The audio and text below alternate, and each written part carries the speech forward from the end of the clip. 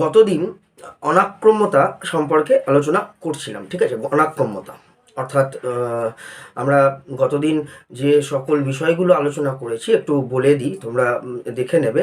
সেটা হচ্ছে বিশেষ করে বলা যেতে পারে যে প্রথমেই অনাক্রম্যতন্ত্র সম্পর্কে আলোচনা করেছি। অনাক্রম্যতন্ত্রের অন্তর্গত বিভিন্ন যে সকল কোষ সমূহ সেগুলো আমরা আলোচনা করেছি, এবং পাশাপাশি আমরা বলতে পারি যে বিভিন্ন যে সকল অঙ্গ অনাক্রম্যতন্ত্রের সঙ্গে যুক্ত রয়েছে সেগুলোও আমরা আলোচনা করেছি। বিভিন্ন প্রকারের অনাক্রম্যতা আমরা এর আগের দিন আলোচনা করে দেখেছি। বিভিন্ন প্রকারের অনাক্রম্যতা আলোচনা করতে গিয়ে সাধারণত দেখা গেছে যে দু প্রকারই হয়ে থাকে, এক হচ্ছে ইননেট আর এক হচ্ছে অ্যাকোয়ার্ড, অর্থাৎ সহজাত এবং আমরা বলে থাকি অর্জিত, ঠিক আছে? তো আমরা দেখেছি যে এই ইননেট ইমিউনিটি তারও বিভিন্ন শ্রেণীবিভাগ রয়েছে, এবং একইভাবে অ্যাকোয়ার্ড ইমিউনিটি যেটা সবথেকে গুরুত্বপূর্ণ। হ্যাঁ, এবং অ্যাকচুয়ালি বুঝতে একটু অনেকেরই অসুবিধা হয়, এই জন্য বারবার বলা হচ্ছে যে এটা বারবার দেখবে যে ছকটা করে দেওয়া হয়েছে।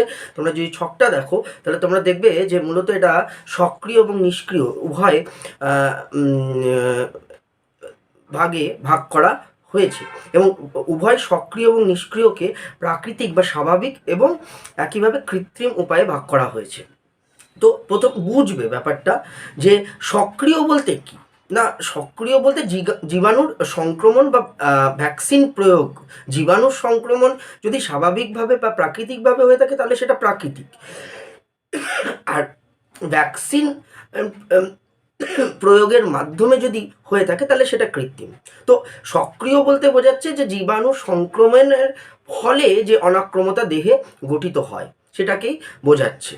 একইভাবে নিষ্ক্রিয় বলতে আমরা বলতে পারি যে সেখানে দেহে আলাদা করে আমরা দেখা যাচ্ছে যে অনাক্রম্যতা সৃষ্টি হয় না, কিন্তু পরিবর্তে আমরা অ্যান্টিবডি, নির্দিষ্ট রোগের বিরুদ্ধে অ্যান্টিবডি প্রবেশ করায় এবং সেই অ্যান্টিবডি সেই অ্যান্টিজেন বা রোগের বিরুদ্ধে কাজ করে। আশা করছি পার্থক্যটা বা তুলনা করে এটা বুঝতে পেরেছ, ঠিক আছে?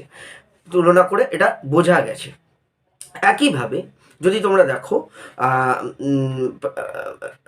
উদাহরণগুলো একটু ভালো করে সকলকে বলা হচ্ছে লক্ষ্য করার জন্য, সেটা হচ্ছে যে বিশেষ করে প্রাকৃতিক সক্রিয় যদি তোমরা দেখো তাহলে সেখানে জীবাণুর সংক্রমণের মাধ্যমে হয়ে থাকে। একইভাবে কৃত্রিম যদি দেখো, কৃত্রিম সক্রিয় সেটা ভ্যাকসিন প্রয়োগের মাধ্যমে হয়ে থাকে। ঠিক একইভাবে যদি নিষ্ক্রিয় অর্জিত অনাক্রম্যতা আলোচনা করা যায় তাহলে প্রাকৃতিক নিষ্ক্রিয় অর্জিত অনাক্রম্যতা, প্রাকৃতিক বলার কারণ হচ্ছে কারণ প্রাকৃতিক উপায়ে সাধারণত আমরা দেখতে পাচ্ছি যে মাতৃদুগ্ধ থেকেই শিশুর দেহে সেটা প্রবেশ করছে, আমরা বলতে পারি। আর কৃত্রিম উপায় আমরা নির্দিষ্ট রোগের বিরুদ্ধে আমরা দেখতে পাবো যে অ্যান্টিবডি প্রবেশ করানো হচ্ছে, যেমন antivenom, anti tetanus, anti globulin ইত্যাদি, অর্থাৎ অ্যান্টিবডিগুলোকেই প্রবেশ করানো হয়।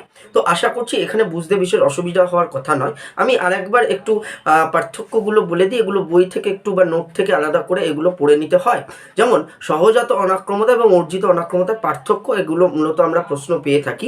আমরা বলতে পারি যে জন্মগতভাবে দেহে সৃষ্টি হয়, সহজাত অনাক্রম্যতা জন্মগতভাবে দেহে সৃষ্টি হয়, আর অর্জিত অনাক্রম্যতা আমরা বলতে পারি যে জন্মগত নয়, শিশুর জন্মের পর গড়ে ওঠে। আমি এগুলো আর লিখছি না, এগুলো যে কোনো বইয়ে বা যখন নোট হাতে পাবে নোটে সুন্দর করে এগুলো করা রয়েছে, ফলে এগুলো আলাদা করে লেখার প্রয়োজন মনে করছি না।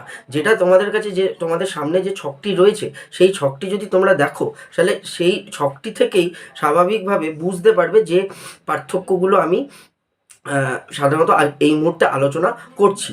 তো জন্মগত আমরা বলতে পারি সহজাত অনাক্রম্যতা জন্মগতভাবে দেহে সৃষ্টি হয়, বংশ পরম্পরায় এটা মূলত সঞ্চারিত হয়, আমরা বলতে পারি। অর্জিত অনাক্রম্যতা অপরদিকে আমরা বলতে পারি যে জন্মগত নয়, শিশুর জন্মের পর এটা গড়ে ওঠে, এটা অর্জিত হয়। একইভাবে অর্জিত অনাক্রম্যতা আমরা বলতে পারি যে বিজাতীয় বস্তুর প্রবেশের ফলে সৃষ্টি হয়। সহজাত অনাক্রম্যতা বলা যেতে পারে যে অ্যান্টিজেনের উপস্থিতির ফলে সৃষ্টি হয় না, ঠিক আছে। আর অর্জিত অনাক্রমতা অ্যান্টিজেনের উপস্থিতিতেই সৃষ্টি হয় একমাত্র, এটা আমরা বলতে পারি। আর সহজাত অনাক্রমতা জনিত স্মৃতি থাকে না। সহজাত অনাক্রমতায় কোনো মেমোরি আমরা দেখতে পাই না। এখন অনেকের কাছে এটা প্রশ্ন হবে যে মেমোরি বা স্মৃতি বলতে কি বোঝাচ্ছে। তো অবশ্যই এটা আমরা আজকে আলোচনা করার চেষ্টা করব যে মেমোরি বা স্মৃতি বলতে কি বোঝাচ্ছে। আমরা আপাতত শুধু দেখে নেব যে সহজাত অনাক্রমতায় সাধারণত স্মৃতি থাকে না, আমরা বলতে পারি। অপরদিকে অর্জিত অনাক্রমতা আলোচনা করলে দেখা যাবে যে এতে স্মৃতি থাকে, ঠিক আছে, মেমোরি রূপে এটা থেকে যায় অর্জিত অনাক্রমতা। সহজাত অনাক্রমতা আমরা বলতে পারি এটি দেহের সাধারণ ও অনির্দিষ্ট প্রতিরোধ ব্যবস্থা, এটা অনির্দিষ্ট প্রকৃতি, নন স্পেসিফিক। অপরদিকে অর্জিত অনাক্রমতা আমরা বলতে পারি যে নির্দিষ্ট রোগ জীবাণুর বিরুদ্ধে প্রতিরোধ ব্যবস্থা, নির্দিষ্ট অর্থাৎ স্পেসিফিক প্রকৃতির। আশা করছি সক্রিয় অর্জিত অনাক্রমতা নিষ্ক্রিয় অর্জিত অনাক্রমতার পার্থক্য আলোচনা করার প্রয়োজন নেই, ঠিক আছে, আমার মনে হয় না দরকার পড়বে। একটু আমরা সরাসরি এবার এগিয়ে যাব। আমরা আজকে মূলত অ্যান্টিজেন এবং অ্যান্টিবডি এই বিষয়গুলি আলোচনা করে নেব এবং পাশাপাশি আমরা একটু কোষভিত্তিক এবং রসভিত্তিক অনাক্রম্যতা এটাও একটু আলোচনা করে নেওয়ার চেষ্টা করব। অ্যান্টিজেন, দেখো অ্যান্টিজেন আলাদা করে হয়তো খুব একটা বিশেষ প্রশ্নের জায়গা নয়, কিন্তু আমাকে ব্যাপারটা বুঝতে হবে যে অ্যান্টিজেন জিনিসটা কি, ঠিক আছে। অ্যান্টিজেন তো শুরুতেই আলোচনা করা হয়েছে যে এই অ্যান্টিজেন হচ্ছে এগুলি বহিরাগত বস্তু। সর্বদা এটা মাথায় রাখতে হয় যে এগুলি সর্বদা বহিরাগত হয়ে থাকে, অর্থাৎ বিজাতীয় বস্তু। প্রথম কথা আমরা বলতে পারি যে বহিরাগত অর্থাৎ বিজাতীয়, স্বজাতীয় নয়। বহিরাগত যে সমস্ত পদার্থের উপস্থিতিতে আমরা দেখব যে দেহে অনাক্রম্যতা সক্রিয় হয়ে ওঠে। বহিরাগত পদার্থের উপস্থিতিতে অনাক্রম্যতা উদ্দীপিত হয় বা অনাক্রম্যতা সক্রিয় হয়। এক কথায় আমরা বলতে পারি যে উদ্দীপিত হয়, সক্রিয় হয়, তাকেই সাধারণত বলা হচ্ছে অ্যান্টিজেন। আমরা বলতে পারি অ্যান্টিজেন। মূলত এই অ্যান্টিজেনের আরেকটি গুরুত্বপূর্ণ বৈশিষ্ট্য হচ্ছে যে এই পদার্থের উপস্থিতিতে যেমন অনাক্রম্যতা সক্রিয় হয় বলতে অ্যান্টিবডি সৃষ্টি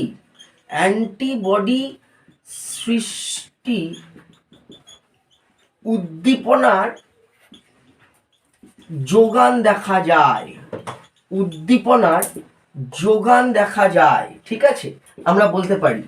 তো এটা মাথায় রাখতে হবে যে বহিরাগত যে সকল পদার্থের উপস্থিতিতে দেহে অনাক্রম্যতা সক্রিয় হয়, অর্থাৎ দেহে তার বিরুদ্ধে অ্যান্টিবডি উৎপন্ন হয় বা সৃষ্টি হয় বা অ্যান্টিবডি সৃষ্টির উদ্দীপনার যোগান দেখা যায়, তাকেই বলা হচ্ছে অ্যান্টিজেন। আমরা দেখব যে এটা বইয়ে পেয়ে যাবে আলাদা করে। বিশেষ করে ল্যাডিস্লাস বলে একজন ভদ্রলোক, উনি প্রথম এই অ্যান্টিজেন নামকরণ করেন। ল্যাডিস্লাস বলে একজন ভদ্রলোক, উনি প্রথম এই অ্যান্টিজেন নামকরণ করেন। অ্যান্টিজেনের রাসায়নিক প্রকৃতি বা রাসায়নিক ধর্ম আলোচনা করলে দেখা যাবে যে মূলত এগুলি হচ্ছে প্রোটিন, ঠিক আছে, মূলত এগুলি হচ্ছে কি না প্রোটিন বলা যেতে পারে। এছাড়াও পলিস্যাকারাইড জাতীয়, লিপিড জাতীয় এবং নিউক্লিক অ্যাসিডও হতে পারে, অর্থাৎ পলিস্যাকারাইড হতে পারে, লিপিড জাতীয় হতে পারে। আমরা দেখব যে নিউক্লিক অ্যাসিডও হতে পারে। দেখো অভিজ্ঞতা বলছে ভাইরাস মূলত নিউক্লিক অ্যাসিড ও প্রোটিন নিয়ে গঠিত। তো স্বাভাবিকভাবে আমরা বলতে পারি যে সাধারণত এরা প্রোটিন ধর্মীয় হয়ে থাকে, এদের রাসায়নিক প্রকৃতি হচ্ছে এরা প্রোটিন ধর্মীয়। এই আদিত্য শর্মাটা কার জাস্ট একটু জিজ্ঞেস করছি, আমাকে একটু বলবে, রেসপন্স করবে। ও আচ্ছা, ঠিক আছে, আমি বুঝতে পারিনি। আচ্ছা, পলিস্যাকারাইড জাতীয় হতে পারে, লিপিড জাতীয় হতে পারে, নিউক্লিক অ্যাসিড জাতীয় হতে পারে, ঠিক আছে। আণবিক ভর আমরা দেখব যে এদের নির্দিষ্ট আণবিক ভর রয়েছে, ঠিক আছে। তো এখানে বুঝতেই পারছো, বোঝানোর কিছু নেই, আমি এদের বৈশিষ্ট্য আলোচনা করছি, একটু জাস্ট নোট ডাউন করে নেবে, যেখানে অবশ্যই আলোচনা করার দরকার পড়বে আমি নিশ্চয়ই আলোচনা করব। আণবিক ভর আমরা দেখব যে সাধারণত এই আণবিক ভর যদি আমরা দেখি, তাহলে একটা অ্যান্টিজেনের আণবিক ভর 10,000 ডাল্টনের বেশি হয়, 10,000 ডাল্টনের বেশি, ঠিক আছে, এর বেশি হয়ে থাকে আমরা বলতে পারি। অপরদিকে দেখব যে কম আণবিক ভর সম্পন্ন পদার্থ অ্যান্টিজেন হতে পারে। কম আণবিক ভর সম্পন্ন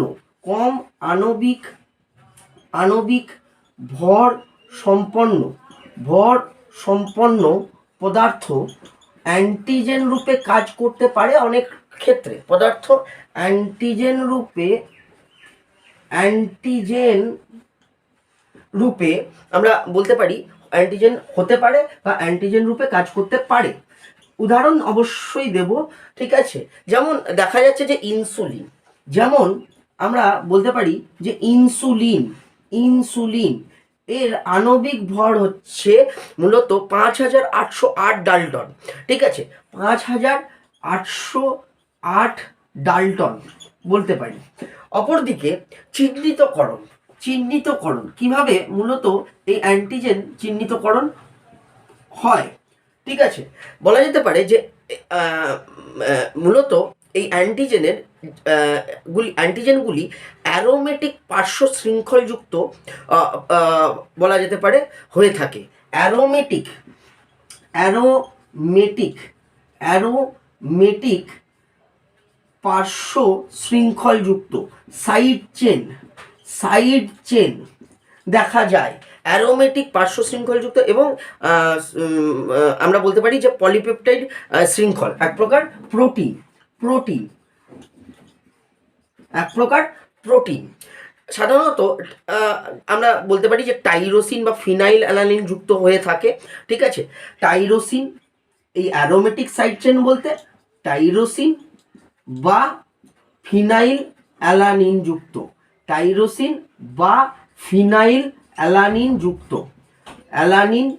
যুক্ত, ঠিক আছে, ফিনাইল অ্যালানিন যুক্ত। নির্দিষ্টতা, পরবর্তী বৈশিষ্ট্য, গুরুত্বপূর্ণ বৈশিষ্ট্য, নির্দিষ্টতা দেখা যায়। নির্দিষ্টতা বা আমরা বলতে পারি স্পেসিফিসিটি দেখা যায়, অর্থাৎ নির্দিষ্টতা বলতে বোঝাচ্ছে যে নির্দিষ্ট অ্যান্টিজেন নির্দিষ্ট ধরনের অ্যান্টিবডি উৎপাদনের জন্য প্লাজমা কোষকে উদ্দীপিত করে। অর্থাৎ এই অ্যান্টিজেন দেহে প্রবেশ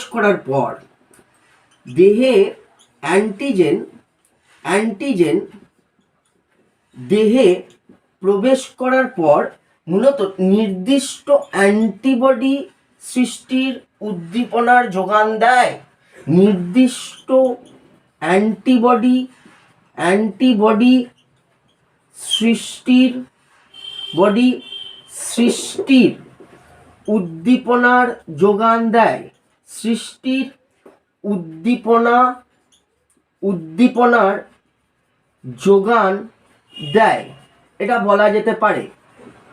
অর্থাৎ নির্দিষ্ট অ্যান্টিজেনের বিরুদ্ধে আমরা দেখব দেহে নির্দিষ্ট অ্যান্টিবডি উৎপন্ন হয়। স্পেসিফিসিটি বা নির্দিষ্টতা হচ্ছে অ্যান্টিজেনের বৈশিষ্ট্য বলা যেতে পারে। অর্থাৎ নির্দিষ্ট অ্যান্টিজেন সর্বদা নির্দিষ্ট অ্যান্টিবডির সঙ্গেই বিক্রিয়া করে। সরল ভাষায় এটা লিখে রাখা যায় যে নির্দিষ্ট অ্যান্টিজেন সর্বদা নির্দিষ্ট অ্যান্টিবডি সৃষ্টির উদ্দীপনার যোগান দেয় এবং নির্দিষ্ট অ্যান্টিবডির সঙ্গেই বিক্রিয়ায় অংশগ্রহণ করে। বলছে এছাড়া আরও কিছু অ্যান্টিজেনের বৈশিষ্ট্য আমরা আলোচনা করে থাকি, একটু অবশ্যই সেগুলো দেখে নেব। যেমন বলছে এপিটোপ।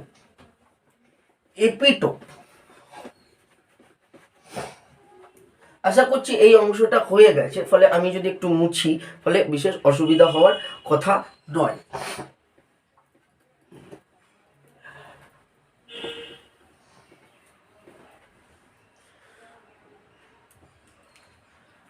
এপিটোপ এই টার্মটা খুব গুরুত্বপূর্ণ, ইম্পর্টেন্ট।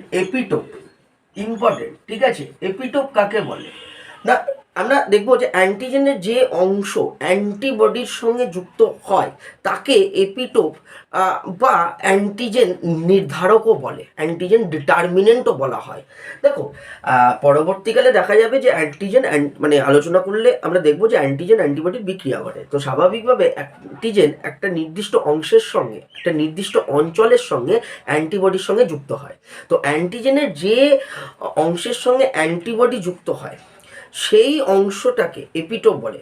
আবার বলছি, অ্যান্টিজেনের যে অংশ অ্যান্টিবডির সঙ্গে যুক্ত হয়, অ্যান্টিজেনের যে অংশ, মাথায় রাখবে, অ্যান্টিজেনের যে অংশ যে অংশ যে অংশ অ্যান্টিবডির সঙ্গে বডির সঙ্গে যুক্ত হয়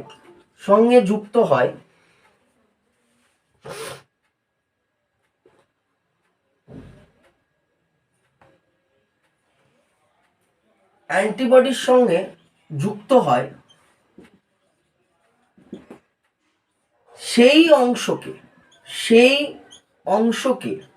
সেই অংশকে মূলত বলা হয় এপিটোপ। এইখানে মাথায় রাখবে, এটা অ্যান্টিজেনের অংশটাকে বলা হচ্ছে এপিটোপ। এবার দেখো, অ্যান্টিজেন স্বাভাবিকভাবে ধরে নিলাম একটা অ্যান্টিজেন, তাহলে সেটা মূলত অ্যান্টিবডির সঙ্গে যুক্ত হচ্ছে, তাহলে অ্যান্টিজেনের ধরে নেওয়া যাক এই অংশটাকে আমরা এপিটোপ বলে থাকি। অ্যান্টিবডিরও নির্দিষ্ট অংশ অ্যান্টিজেনের সঙ্গে যুক্ত হয়, তাহলে অ্যান্টিবডির সেই অংশটাকে বলে প্যারাটোপ। আমি এখানে আলাদা করে লিখে দিচ্ছি, অ্যান্টিবডির অংশটাকে বলা হয় প্যারাটোপ। অর্থাৎ প্যারাটোপ এবং বিশেষ করে আমরা দেখব যে এপিটোপ পরস্পর যুক্ত হয়ে বিক্রিয়ায় অংশগ্রহণ করে। বিক্রিয়ায় দুটো টার্মই খুব গুরুত্বপূর্ণ, প্যারাটোপ এবং এপিটোপ। অ্যান্টিজেনের আরও কিছু বৈশিষ্ট্য রয়েছে গুরুত্বপূর্ণ, যেমন এক হচ্ছে অ্যান্টিজেনেসিটি, দ্বিতীয় হচ্ছে ইমিউনোজেনেসিটি। আরও এক ধরনের বৈশিষ্ট্য দেখতে পাই, সেটা হচ্ছে অ্যালারোজেনেসিটি এবং টেলোরোজেনেসিটিও দেখা যায়। ঠিক আছে, একটু সংক্ষেপে এই বৈশিষ্ট্যগুলো বা ধর্মগুলো আলোচনা করে নেব, দেখে নাও।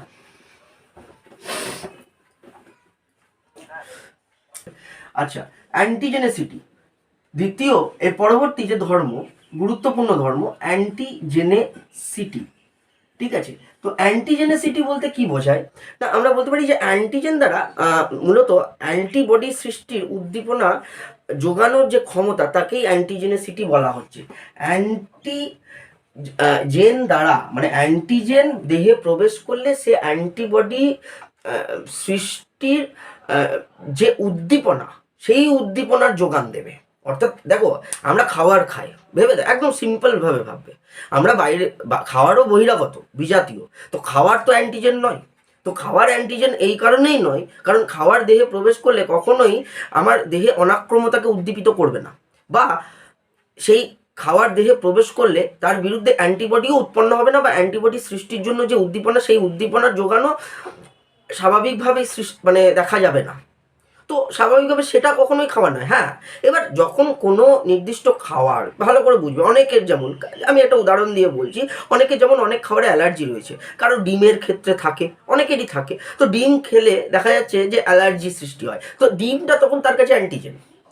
তো ওই যে বললাম যে অ্যান্টিজেনেসিটি মানে অ্যান্টিজেনের এটা বৈশিষ্ট্য, যে কোনো বহিরাগত বা বিজাতীয় বস্তু দেহে প্রবেশ করলে তাকে অ্যান্টিজেন বলে বিবেচনা করা সম্ভব নয়, কারণ যতক্ষণ না সে দেহে প্রবেশ করার পর দেহে অনাক্রম্যতাকে উদ্দীপিত করবে ততক্ষণ তাকে অ্যান্টিজেন বলা যাবে না। তো তার অ্যান্টিজেনেসিটি বৈশিষ্ট্য বা এই ধর্ম থাকা আবশ্যক। বলা যেতে পারে যে অ্যান্টিজেন মূলত অ্যান্টিজেন আমরা বলতে পারি যে দ্বারা অ্যান্টিবডি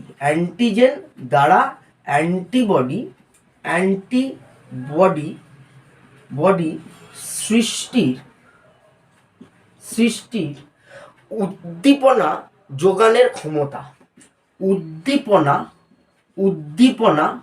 যোগানের ক্ষমতাকে বোঝায়, যোগানের ক্ষমতাকে বোঝায়। অর্থাৎ দেহে প্রবেশ করলে সে যেন অ্যান্টিবডি সৃষ্টি উদ্দীপিত করতে পারে, এটা যেন তার ধর্ম হয়, মাথায় রাখবে। দ্বিতীয় হচ্ছে ইমিউনোজেনেসিটি। ইমিউনোজেনেসিটি, ঠিক আছে।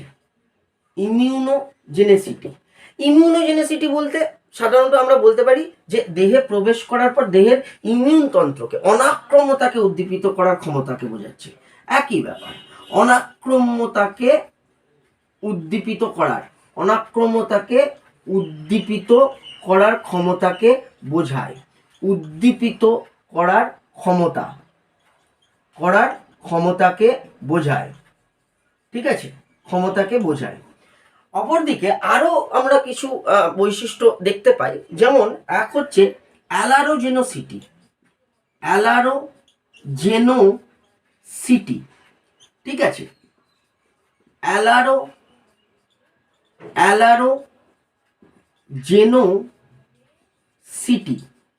অ্যালারোজেনোসিটি বলতে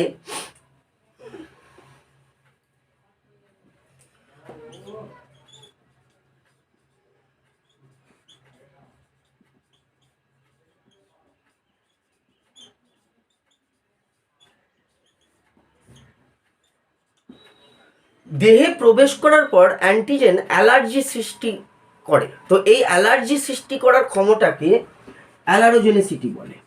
অ্যালার্জি সৃষ্টির ক্ষমতাকে নির্দেশ করছে। এটাও অ্যান্টিজেনের বৈশিষ্ট্য। আমরা আরও একটা বৈশিষ্ট্য পেয়ে থাকি, বলতে পারো টেলোরোজেনোসিটি বলা হয়, ঠিক আছে। বিভিন্ন জন বিভিন্নভাবে উচ্চারণ করে।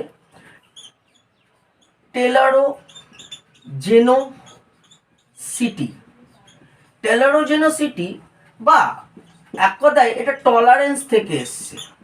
টলারেন্স বলতে সহনশীলতাকে বোঝাচ্ছে।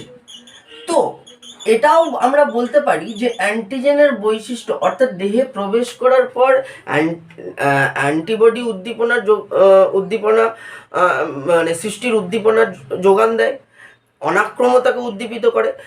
কিন্তু এটাও মাথায় রাখতে হবে যেন অনাক্রম্যতার বিরুদ্ধে সহনশীলতা থাকে, এটাও হচ্ছে অ্যান্টিজেনের বৈশিষ্ট্য। অর্থাৎ অনাক্রম্যতা বিরুদ্ধে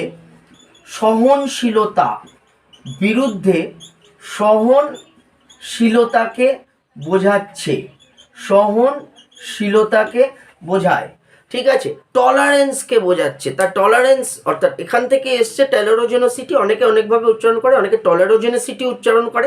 যা আশা করছি বুঝতে পেরেছো কি বলতে চেয়েছি, ঠিক আছে। আশা করছি বুঝতে পেরেছো কি বলতে চেয়েছি। টেলোরোজেনোসিটি বা টলারেন্স লেভেলটাকে বলা হয়, ঠিক আছে। এবার উদাহরণ যদি দেখি, এক্সাম্পল, অর্থাৎ বিভিন্ন অ্যান্টিজেন বলতে কি বলা যেতে পারে। দেখো, বিভিন্ন রোগ সৃষ্টিকারী অণুজীব, এক কথায় বিভিন্ন রোগ সৃষ্টিকারী অণুজীব। দেখো, এটা আলাদা করে বলার হয়তো প্রয়োজন নেই, তাও একবার বলে দিচ্ছি। যেমন বিভিন্ন ব্যাকটেরিয়া, বিভিন্ন ভাইরাস ইত্যাদি। শুধু তাই নয়, আমরা দেখব যে এই সকল অণুজীবের বা মানে দেহের অবশিষ্ট অংশ, এই সকল রোগ সৃষ্টিকারী অণুজীব, এদের অনেক ক্ষেত্রে দেহের অবশিষ্ট অংশ মূলত আমরা দেখব যে অ্যান্টিজেন রূপে কাজ করে। এমনকি এদের দ্বারা নিঃসৃত টক্সিক পদার্থ, নিঃসৃত অধিবিষ অর্থাৎ টক্সিনও মূলত দেহে অ্যান্টিজেন রূপে কাজ করে। অর্থাৎ সম্পূর্ণ জীবদেহ করতে পারে। আবার এরা দেহে প্রবেশ করার পর এরা যে টক্সিন নিঃসরণ করে, অর্থাৎ যে অধিবিষ নিঃসরণ করে, সেটাও অ্যান্টিজেন রূপে কাজ করতে পারে। তো বিভিন্ন বস্তু, বিভিন্নভাবে অ্যান্টিজেন রূপে কাজ করতে পারে। আমাদের মনে রাখতে হবে অ্যান্টিজেনের কিছু বৈশিষ্ট্য আমরা আলোচনা করলাম, সেই বৈশিষ্ট্যগুলো একটু স্বাভাবিকভাবে চেষ্টা করতে হবে মনে রাখার, ঠিক আছে? আচ্ছা, একটু দেখে নাও। বলছে যে অ্যান্টিজেনের প্রকারভেদ।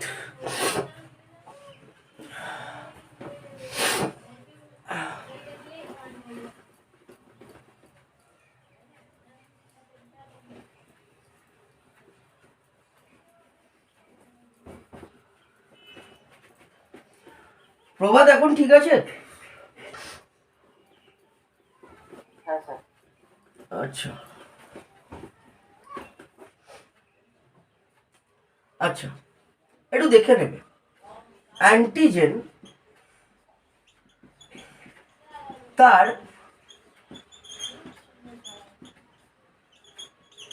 প্রকারভেদ। বলছে মূলত এই অ্যান্টিজেনকে আমরা দুভাবে ভাগ করে আলোচনা করতে পারি। এক হচ্ছে এক্সোজেনাস, এক্সোজেনাস, আর দ্বিতীয় হচ্ছে এন্ডোজেনাস। দেখো নাম থেকে বুঝতে পারছি আশা করছি।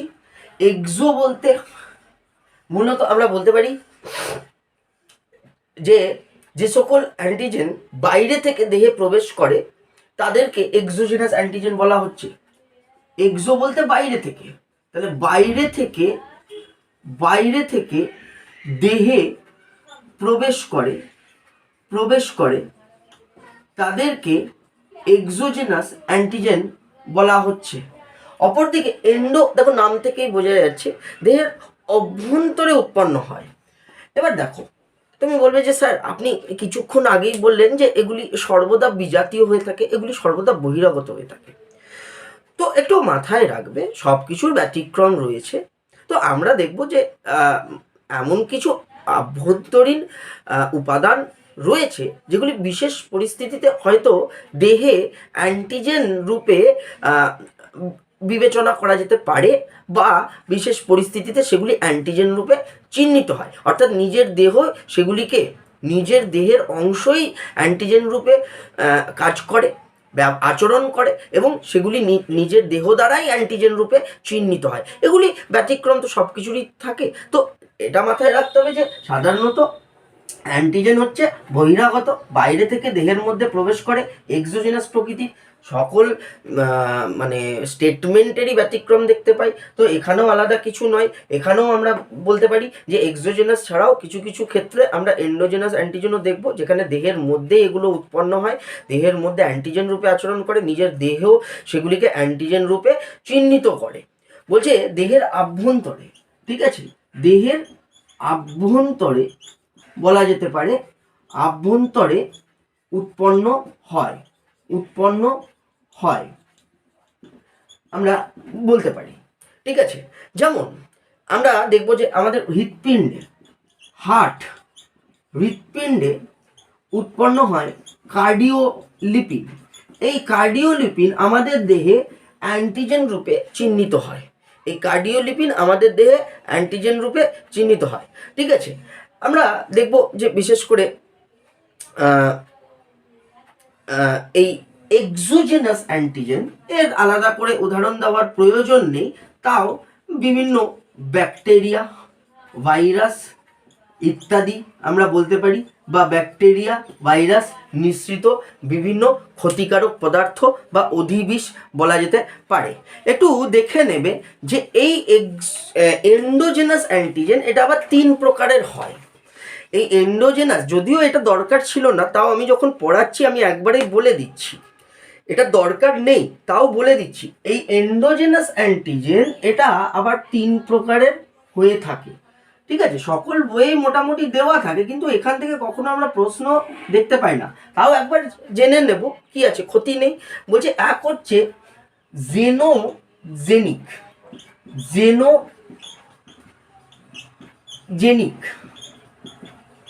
জেনোজেনিক, দ্বিতীয় হচ্ছে অটোলোগাস,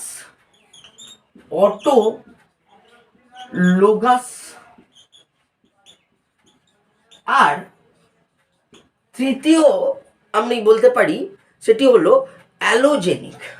ঠিক আছে, অ্যালোজেনিক, অ্যালোজেনিক।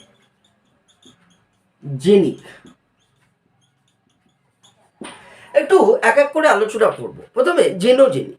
আমরা দেখব যে জাতিজন্যগতভাবে পৃথক প্রজাতির দেহে যে সকল সমপ্রকৃতির অ্যান্টিজেন দেখা যায়।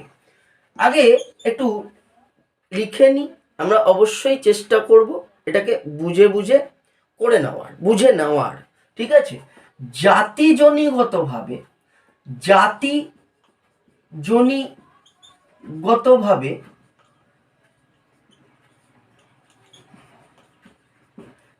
আমরা বলতে পারি যে পৃথক প্রজাতির দেহে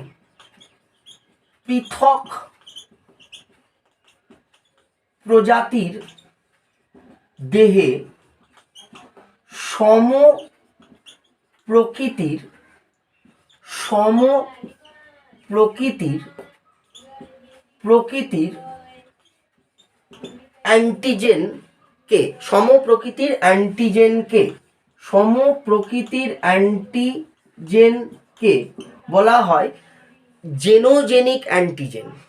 মাথায় রাখবে, এন্ডোজেনাস মানে দেহের আভ্যন্তরে আমরা দেখতে পাই। যেমন যেমন আপাতত উদাহরণটা লিখি, আমি বোঝাচ্ছি। বলছে বিড়াল, ইঁদুর, ঘোড়া প্রভৃতির লোহিত রক্তকণিকায় যে আমরা সাধারণত দেখব যে অ্যান্টিজেন পাওয়া যায়। বিড়াল, ইঁদুর বা ঘোড়া প্রভৃতি এক্সেট্রা প্রভৃতির দেহে বা আরবিসিতে উপস্থিত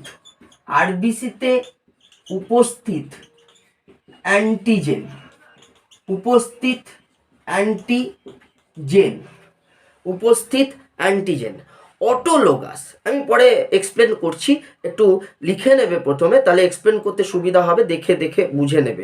নির্দিষ্ট পরিস্থিতিতে দেহে গঠনকারী উপাদান যখন অ্যান্টিজেন হিসেবে কাজ করে, অর্থাৎ বিশেষ পরিস্থিতিতে আমরা দেখব, বিশেষ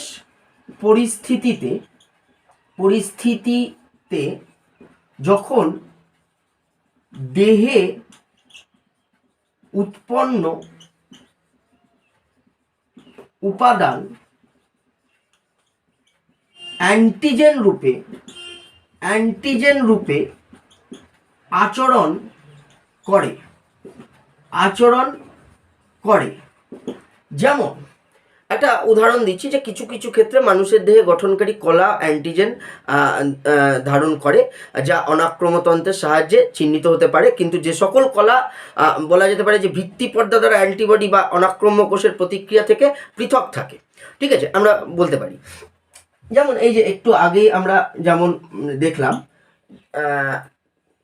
বিভিন্ন অটো ইমিউন ডিজিজ রয়েছে। একটা উদাহরণ দিয়ে বলছি, যেমন রিউমেটয়েড আর্থ্রাইটিস, এটা হচ্ছে অটো ইমিউন ডিজিজ। তো এখানে কি হয় না, সাধারণত আমরা দেখব যে একটা রিউমেটয়েড ফ্যাক্টর উৎপন্ন হয়। এই রিউমেটয়েড ফ্যাক্টর এটি অ্যান্টিজেন রূপে আচরণ করে এবং আমার দেহ এটাকে অ্যান্টিজেন রূপে চিহ্নিত করে। তো বলতে পারো যে বিশেষ পরিস্থিতিতে যখন আমার দেহে যে উপাদান উৎপন্ন হচ্ছে, হ্যাঁ, সেই উপাদানই যখন অ্যান্টিজেন রূপে আচরণ করছে বা অ্যান্টিজেন রূপে চিহ্নিত হচ্ছে, তখন সাধারণত আমরা দেখব যে তাকে অটোলোগাস বলা হচ্ছে। রিউমেটয়েড ফ্যাক্টর একটা উদাহরণ, প্রচুর এরকম অসংখ্য উদাহরণ রয়েছে। আমি আপাতত শুধু একটি উদাহরণ দিলাম, রিউমেটয়েড ফ্যাক্টর। ঠিক আছে, রিউমেটয়েড ফ্যাক্টর। যাই হোক, আমি এর থেকে বেশি হয়তো গভীরে যাব না, শুধু উদাহরণ দিয়ে এইটুকু বোঝানোর চেষ্টা করলাম যে বিশেষ পরিস্থিতিতে বিভিন্ন উপাদান যেগুলি দেহে উৎপন্ন হয় সেগুলি অ্যান্টিজেন রূপে আচরণ করে, সেগুলি হচ্ছে অটোলোগাস। ঠিক আছে, আমি পরে জেনোজেনিকটা আলোচনা করছি। একটু অ্যালোজেনিক অ্যান্টিজেনটা একটু চেষ্টা করব আলোচনা করার। অ্যালোজেনিক অ্যান্টিজেন একটু দেখে নাও। বলছে একই প্রজাতির দুটি প্রাণী, ঠিক আছে, একই প্রজাতির দুটি প্রাণীর আমরা বলতে পারি যে যে সকল অ্যান্টিজেন জিনগতভাবে নিয়ন্ত্রিত অ্যান্টিজেনিক ডিটারমিনেন্টস দ্বারা পরস্পরের থেকে পৃথক। একই প্রজাতির দুটি প্রাণীর ক্ষেত্রে যে সকল অ্যান্টিজেন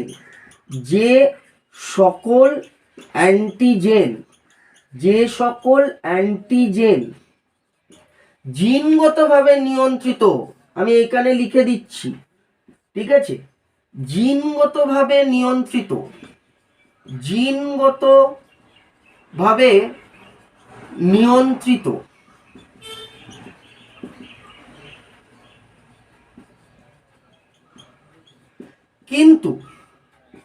কিন্তু অ্যান্টিজেনিক ডিটারমিনেন্টস দ্বারা পৃথক, অ্যান্টিজেনিক ডিটারমিনেন্টস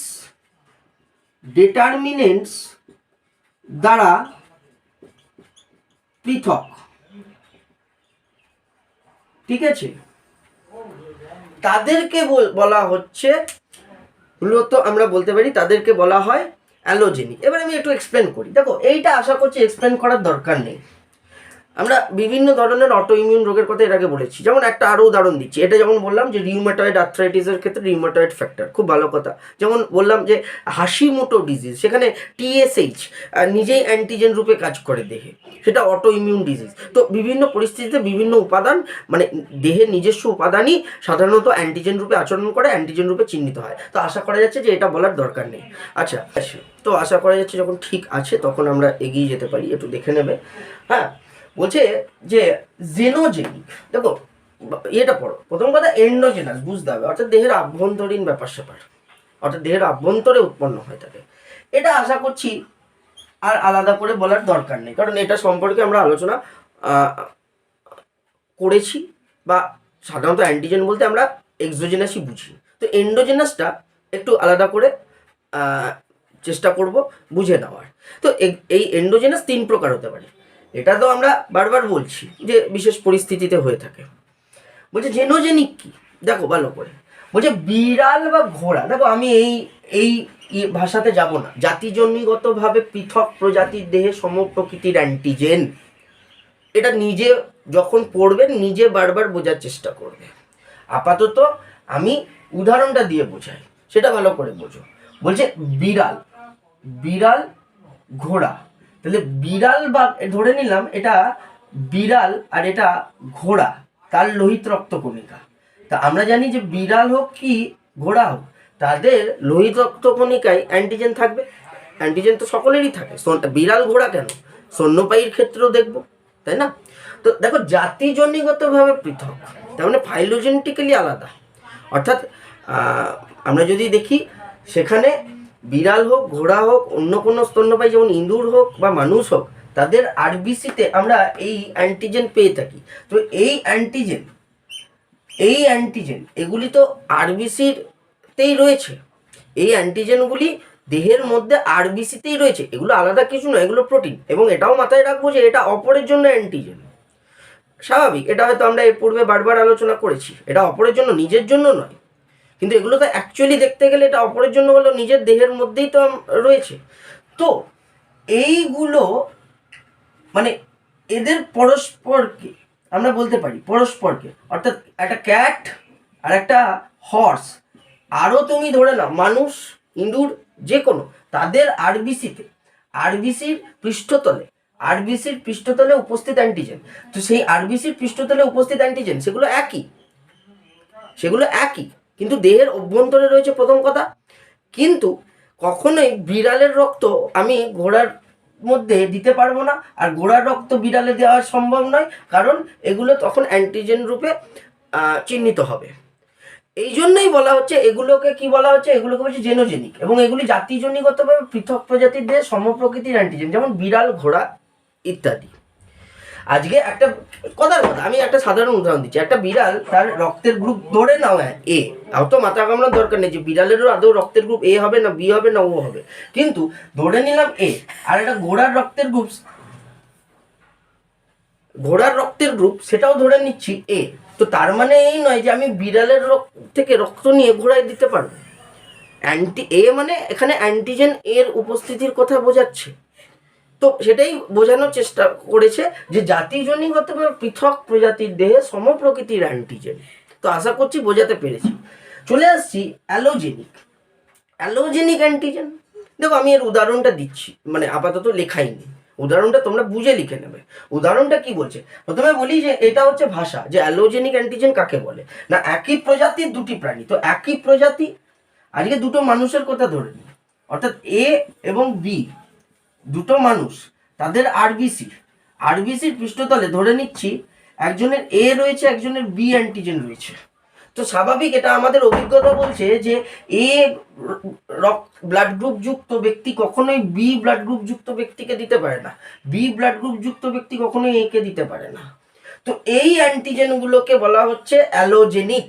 এদের অ্যান্টিজেনিক ডিটারমিনেন্টস আলাদা, এগুলি জিনগতভাবে নিয়ন্ত্রিত, এদের অ্যান্টিজেনিক ডিটারমিনেন্টস আলাদা, মূলত এগুলি জিনগতভাবে নিয়ন্ত্রিত। তো আশা করছি বোঝাতে পেরেছি যে এগুলি হচ্ছে আভ্যন্তরীণ অ্যান্টিজেন, এগুলোরও প্রকারভেদ রয়েছে। এক হচ্ছে জেনোজেনিক, যেটা বিভিন্ন প্রজাতি, যে জাতিজনিকভাবে পৃথক, মানে বিভিন্ন প্রজাতির ক্ষেত্রে বলা হচ্ছে, বিভিন্ন প্রজাতির ক্ষেত্রে সমপ্রকৃতির অ্যান্টিজেন। দেখো এরও এ, কিন্তু তার মানে এই নয় এরা দুটি ভিন্ন প্রজাতি, এদের রক্তের মানে সঞ্চারণ সম্ভব নয়। একইভাবে একই প্রজাতির মধ্যেও এরকম দুটি ভিন্ন অ্যান্টিজেনের উপস্থিতির জন্য রক্তের সঞ্চারণ সম্ভব নয়, তো সেটা হচ্ছে অ্যালোজেনিক, এটা হচ্ছে জেনোজেনিক। আর অটোলোগাস আমি আগেই বলেছি যে সাধারণত সেলফ মানে নিজস্ব উপাদানই সাধারণ দেখা যাবে যে বিশেষ পরিস্থিতিতে অ্যান্টিজেন রূপে আচরণ করে এবং অ্যান্টিজেন রূপে চিহ্নিত হয়। তো আশা করছি এই জায়গায় বিশেষ আর আলাদা করে বলার কিছু নেই, কারণ প্রশ্ন থাকলে জিজ্ঞেস করবে, নাহলে আমি একটু এগিয়ে যাব।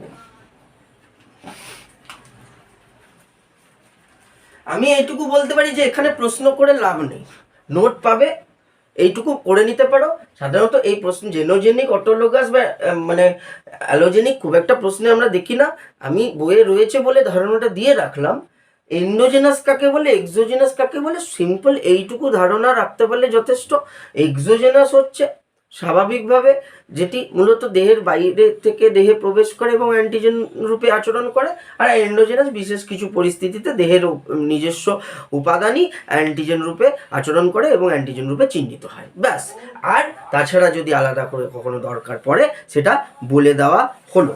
একটু এগিয়ে যাব, একটু 1 মিনিট ওয়েট করবে একটু।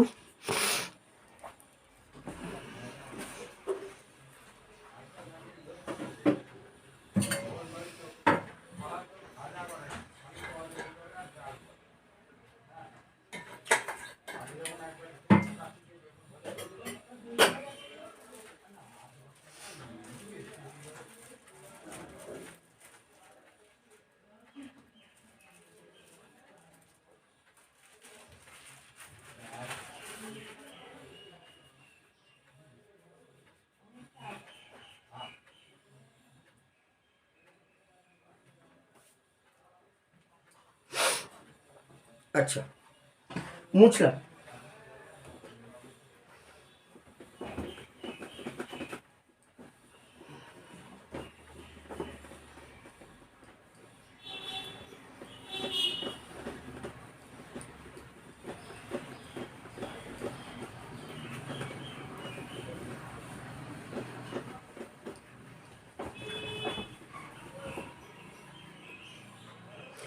কয়েকটা টার্ম আমরা লিখে নেব।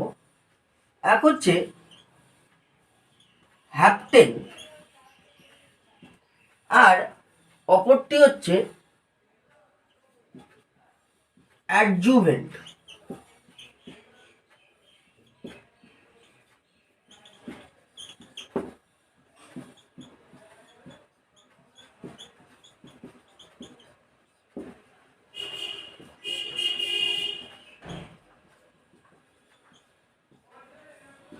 একটু ছোট ছোট করে লিখে নেবে এবং বুঝে নেবে।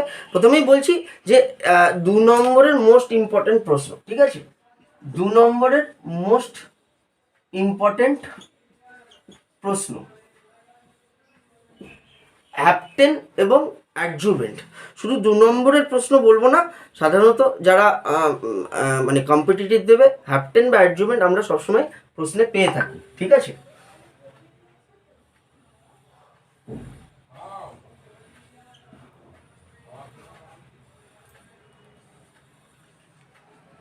আচ্ছা, আমরা বলতে পারি যে নিম্ন আণবিক ভর সম্পন্ন যেসব ক্ষুদ্র অণু, লিখে নাও, নিম্ন আণবিক ভর সম্পন্ন যেসব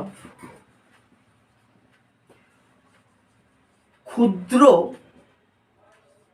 অণু, নিম্ন আণবিক ভরসম্পন্ন যেসব ক্ষুদ্র অণু যা নিজে অ্যান্টিবডি, যা নিজে অ্যান্টিবডি অ্যান্টিবডি সংশ্লেষণকে সংশ্লেষণকে সংশ্লেষণকে উদ্দীপ্ত করতে পারে না, উদ্দীপ্ত করতে পারে না। আমরা দেখব যে কিন্তু অ্যান্টিবডি উৎপাদনে অক্ষম কোনো বৃহৎ বাহক প্রোটিন, কিন্তু অ্যান্টিবডি উৎপাদনে সক্ষম কোনো বৃহৎ বাহক প্রোটিনের সঙ্গে, বৃহৎ বাহক প্রোটিনের সঙ্গে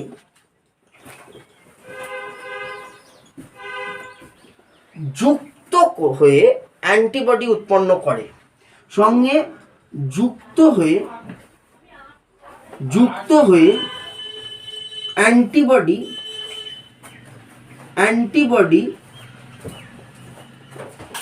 উৎপন্ন করে, তাদের হ্যাপটেন বলে, তাদেরকে হ্যাপটেন বলে। আমি হ্যাপটেনের উদাহরণে পরে আসছি, আগে আমি একটু বলে দিই। বলছি আমরা দেখব যে কিছু অ্যান্টিজেন রয়েছে, থাকতেই পারে, সেটা এর আগেও দেখেছি যে অ্যান্টিজেনের ধর্ম হচ্ছে যে মূলত 10,000 ডাল্টনের বেশি হয়, এটা আমরা দেখেছি। আচ্ছা, অনেকেই হয়তো লিখছো, যারা লিখছো লিখে নিতে পারো। তো মূলত আমরা দেখেছি যে অ্যান্টিজেনের সাধারণত 10,000 ডাল্টনের বেশি হয়। তবে তবে নিম্ন আণবিক ভর সম্পন্ন অ্যান্টিজেনও আমরা দেখেছি যে হতে পারে, ঠিক আছে। তো সেক্ষেত্রে স্বাভাবিক যে কিছু নিম্ন আণবিক ভরসম্পন্ন কিছু বলা যেতে পারে যে যেসব ক্ষুদ্র অণু, কিছু ক্ষুদ্র অণু রয়েছে যা নিজে অ্যান্টিবডি সংশ্লেষণকে উদ্দীপিত করতে পারে না। তারা দেহে প্রবেশ করে কিন্তু তারা অনাক্রম্যতাকে বা পাশাপাশি আমরা বলতে পারি যে অ্যান্টিবডি সংশ্লেষণ পদ্ধতিকে উদ্দীপ্ত করতে পারে না। কিন্তু কিন্তু কিন্তু অ্যান্টিবডি উৎপাদনে সক্ষম কোনো বৃহৎ বাহক প্রোটিনের সঙ্গে যদি যুক্ত করা হয় তাহলে তারা মূলত দেহে প্রবেশ করে এবং অ্যান্টিবডি সংশ্লেষণকে উদ্দীপ্ত করতে পারে। তো তাদেরকেই বলা হচ্ছে হ্যাপটেন, অর্থাৎ এর কিছু উদাহরণ দিচ্ছি আমি। এর উদাহরণ হচ্ছে, যেমন বলতে পারো যে 2,4-ডাইনাইট্রো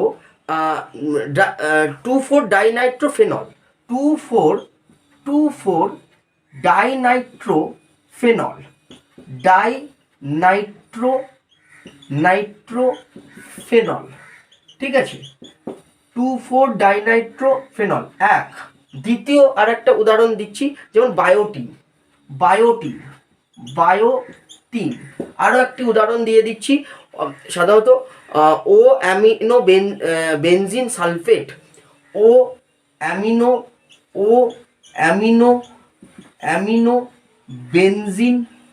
বেনজিন সালফেট, ঠিক আছে, সালফেট। তো এই সকল উপাদানগুলি মূলত এই নিম্ন আণবিক ভর সম্পন্ন সব ক্ষুদ্র অণু। তো এখানে এখন প্রশ্ন অনেকেই আবার গুলিয়ে ফেলে, আমি একটু ক্লিয়ার করে দিই। হ্যাঁ, ঠিক আছে, আমি একটু ক্লিয়ার করে দিই। অ্যাকচুয়ালি এই নিম্ন আণবিক ভর সম্পন্ন এই ক্ষুদ্র অণুটাকে হ্যাপটেন বলছে, হ্যাঁ, এই বৃহৎ বাহক প্রোটিনটাকে হ্যাপটেন বলছে না, মাথায় রাখবে। অনেকে আবার গুলিয়ে ফেলে, অনেকে ভাবে যে এই বৃহৎ বাহক প্রোটিনটা একে হ্যাপটেন বলে। একে হ্যাপটেন বলে না, হ্যাপটেন বলছে নিম্ন আণবিক ভর সম্পন্ন যেসব ক্ষুদ্র অণু যেগুলি নিজে অ্যান্টিবডি সংশ্লেষণকে উদ্দীপ্ত করতে পারে না, কিন্তু অপর কোনো বাহক অণুর সঙ্গে যুক্ত করে প্রবেশ করলে তার সঙ্গে মিলিতভাবে এই অনাক্রম্যতাকে উদ্দীপিত করতে পারে। তো এই নিম্ন আণবিক ভর সম্পন্ন ক্ষুদ্র অণুগুলিকে হ্যাপটেন বলা হচ্ছে, এটা মাথায় রাখবে। ঠিক আছে, আচ্ছা, হ্যাপটেনের কিছু বৈশিষ্ট্য আমরা দেখতে পাই, যেমন এক হচ্ছে যে হ্যাপটেন হলো অসম্পূর্ণ অ্যান্টিজেন। আমি এখানে আলাদা করে লিখে দিচ্ছি বৈশিষ্ট্যগুলো, একটু লিখে নিতে পারবে আলাদা করে। আমরা বলতে পারি যে হ্যাপটেন হচ্ছে অসম্পূর্ণ অ্যান্টিজেন বলা হয়, হ্যাপটেনকে অসম্পূর্ণ অ্যান্টিজেন বলা হয়, অসম্পূর্ণ অ্যান্টিজেন। ঠিক আছে, এছাড়া হ্যাপটেনের আরও কিছু বৈশিষ্ট্য, যেমন নিম্ন আণবিক ভর সম্পন্ন, অবশ্যই নিম্ন আণবিক ভর সম্পন্ন, সেটা এখান থেকে দেখতে পাচ্ছি, আণবিক ভর সম্পন্ন হয়, আণবিক ভর সম্পন্ন, ভর সম্পন্ন। অপরদিকে আমরা দেখব যে এই হ্যাপটেন দু প্রকার হতে পারে, সরল হ্যাপটেন হয় এবং জটিল হ্যাপটেনও আমরা দেখতে পাই। সরল হ্যাপটেন, ঠিক আছে, এটা আবার দুটো ভাগে ভাগ করা হয়েছে, সরল এবং জটিল। মূলত সরলগুলি নিম্ন নিম্ন আণবিক ভর সম্পন্ন হয়, ঠিক আছে, আণবিক ভর সম্পন্ন হয়। আর এই জটিলের তুলনামূলক ভর বেশি হয়, আণবিক ভর একটু তুলনামূলক বেশি হয়, আণবিক ভর তুলনামূলক বেশি, তুলনামূলক বেশি, ঠিক আছে, মূলক বলা যেতে পারে যে বেশি হয়। উদাহরণ আলোচনা করা যেতে পারে,